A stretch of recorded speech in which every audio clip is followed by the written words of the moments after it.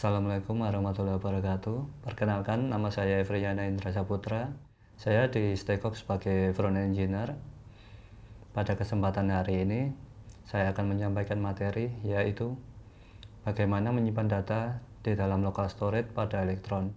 Local storage tersebut merupakan salah satu web storage API yang dapat kita gunakan untuk menyimpan data secara permanen, sehingga ketika browser atau maupun tab tersebut ditutup, data tersebut masih ada di dalam local storage. Di dalam local storage tersebut ada beberapa metode yang kita gunakan. Yang pertama, metode set item yang digunakan untuk menyimpan data ke dalam local storage. Pada metode set item sendiri ada dua parameter. Yang pertama itu adalah key atau untuk sebagai identifier di dalam local storage tersebut.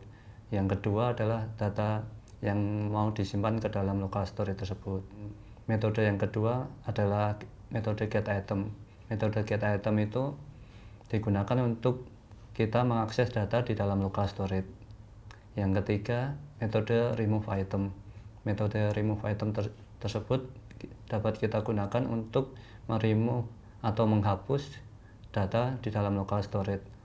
Pada metode remove item itu kita menambahkan satu parameter, yaitu parameter key atau identifier yang mau kita hapus datanya.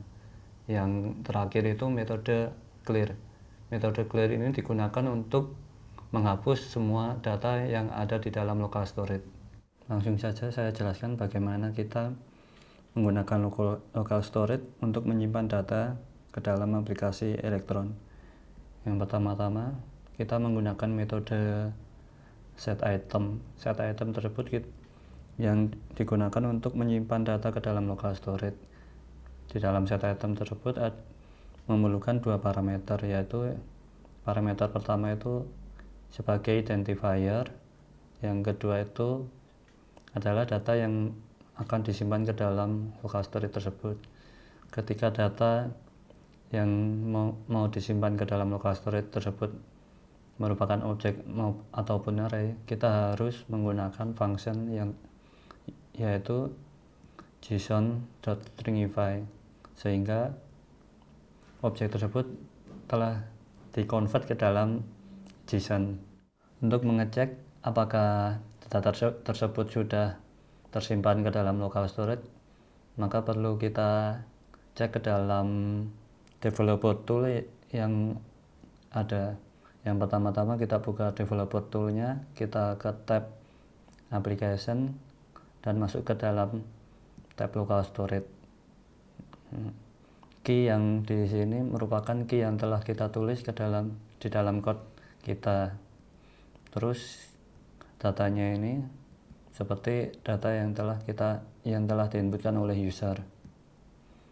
Itu untuk set item. Yang kedua adalah metode get item. Untuk metode get item ini digunakan untuk mengakses data yang ada di dalam local storage. Untuk penulisannya, mengapa di sini memerlukan json.parse? Karena di dalam local storage sendiri datanya itu disimpan sebagai string, sehingga kita perlu function json.parse ini untuk mengubahnya ke dalam objek JavaScript. Dan kita cek apakah kita sudah dapat datanya. Kita munculkan ke dalam konsol dan datanya sudah ada di dalam konsol tersebut dan telah ditampilkan ke dalam aplikasi yang telah kita buat. Terus yang ketiga adalah function atau metode di dalam local storage, yaitu untuk meremove item secara spesifik, yaitu menggunakan local storage.remove item. Untuk parameternya itu adalah key atau identifier yang telah disimpan ke dalam local storage. Key yang telah kita simpan merupakan namanya itu adalah to-do list. Kita cek kembali apakah masih ada.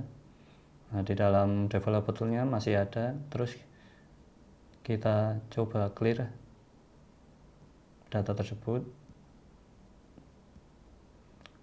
Dan apabila sukses, maka data yang di dalam local storage akan terhapus secara spesifik. Terus untuk yang terakhir itu untuk menghapus semua data yang ada di dalam local storage. Yang pertama kita coba untuk menambahkan to-do list lagi, berhasil, dan kita coba menambahkan satu item yang ada di dalam local storage.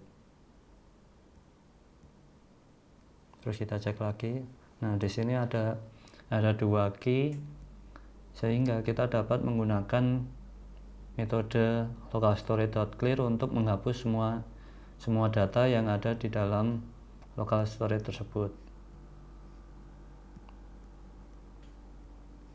Nah, data yang ada di dalam local storage sudah sepenuhnya kita hapus. Itu saja materi yang dapat saya berikan tentang local storage. Sampai jumpa dan wassalamualaikum warahmatullahi wabarakatuh.